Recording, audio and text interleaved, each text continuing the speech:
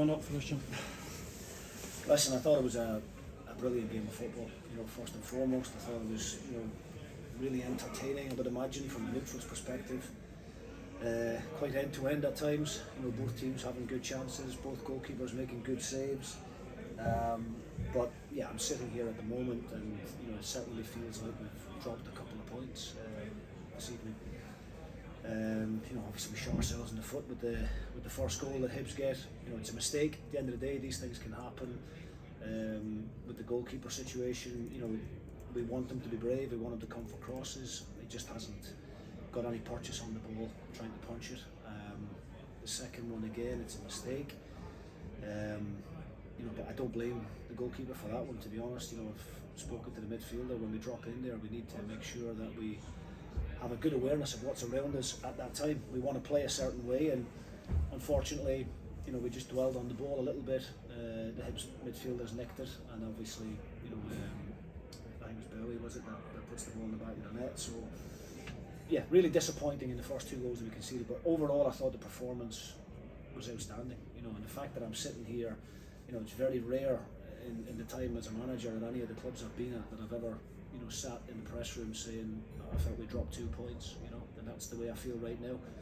More often than not, you come to Easter Road, you expect a difficult game, and I think most people would maybe take a point before the game, but we really feel that we've done enough on the day to win the game, and the goals that we scored, were all really excellent goals from our perspective, and we could have had a few more, to be honest. You touched on the penalty there, but you looked aggrieved by the decision after looking at the monitor. Yeah, I mean, look, I think it's personally, I don't think it's a penalty, and I'm sure David Gray will have a different opinion on it. I did have a slight concern coming into the game when I watched the VAR review, and I heard what the head of referees was saying about the St Mirren game when the penalty wasn't given. I think that's really different. I think the St Mirren defender has nearly caught the ball on that occasion, whereas Vijko Sevelj, I don't know what else he can do. He's holding off a Hibs player, and then the ball strikes off his arm from a really close distance. I'm just not sure what he's meant to do in that situation, and I think it was really, really harsh.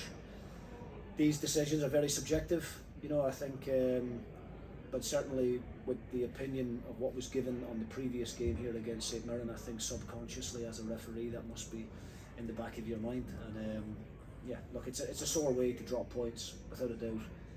If Hibs had carved us open and scored a really well-worked goal, then you can accept that. But that one there is difficult, and especially the fact that Vijko's been red carded as well. Such an influential player for us is going to miss a really important game in a couple of weeks' time. That's great touch on it.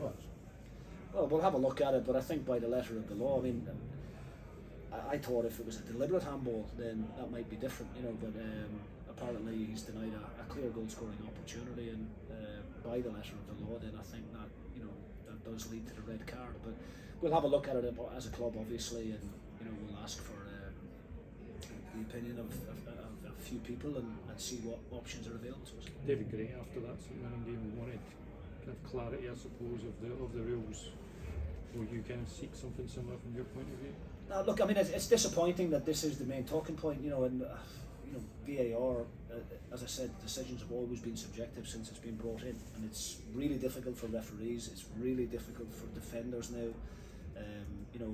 in all of those situations. So I understand the challenges that the officials have got to try and come to the decisions that they have to make, but I do think, as I said, I do feel that the talk around the St Mirren one not being given, I thought today if there had been a 50-50 chance of a penalty today, I had a feeling it was going to go against us, and that's the way it did. You've obviously scored 3 exceptional goals today. 2 of your front 3 have had plenty of praise this season, but Amar Fatah looked like a player who's the strongest performance so far in a United jersey. Yeah, I think that's fair. I mean, it was probably his most consistent in terms of on the ball and his work rate off the ball. He's still getting up to speed, Amar. He came in late to the group in terms of pre-season, I couldn't be any happier with the overall performance of the team.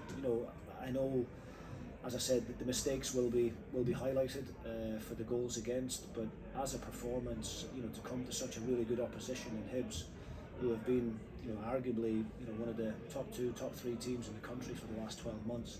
And to come and put our performance like we did, score the types of goals that we did, I think shows you how much progress we've made as a group. There were so many, Kamara in the middle of the pitch again, I thought was outstanding. The front three absolutely were terrific. The goals that we scored, as you mentioned, were all really well worked goals. And obviously Lucas Stevenson really unlucky at the end not to actually grab the match ball with a good save from Smith. So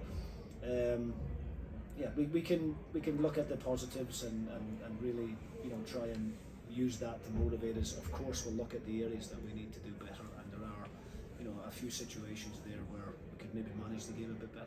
Luca was bombing into the box all day long. I mean, is that something you've challenged from Luca to get in the box and try and get a decent goal? Yeah, I mean, look, we encourage both wing backs when one wing back is crossing it. We want the other wing back getting in the back post area. We want to try and get as many bodies into the box to give ourselves the best chance of making first contact. And it was a terrific ball in from Will Ferry and a fantastic finish. Both goals, great finishes from Luca. And like I say, when I watched the game back, there's that much goal-mouth action within it from both teams. Kucherenko's made some really good saves. People may not talk about the positive things that he'd done in the game, but because of the mistake, unfortunately, as a goalkeeper, that's the game that you're in. But we had numerous chances in that second half.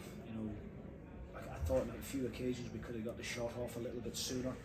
Sapsford is unlucky with a little ball from Moller. Dolchek has 2 or 3, good chances, half chances. So yeah, look, overall, I think I'm pleased with the performance, but I think I'm really disappointed with the outcome. And just finally from me on Kucherenko there, he was kind of last off the pitch. He looked a wee bit dejected. Have the boys needed to get around him a little bit just to pick his head up? No, look, of course he'll be disappointed with the first goal. That's ultimately as a goalkeeper, that's the position that you play in the team, and when you make a mistake, unfortunately 9 times out of 10 it ends up in the back of your net. But I thought he showed a great character to put that behind him and make a good save not long after it. And as I said, the second goal, in my opinion, is not his fault. People may point the finger at him and say he should just clear his lines, but we've got a certain way that we want to play, and unfortunately we took too many touches on the edge of our own box and give away possession of the ball, which led to the goal. But he's made 4 or 5 really good saves in the game, Kucherenko. He's a terrific goalkeeper. He's had a great start to his Dundee United career.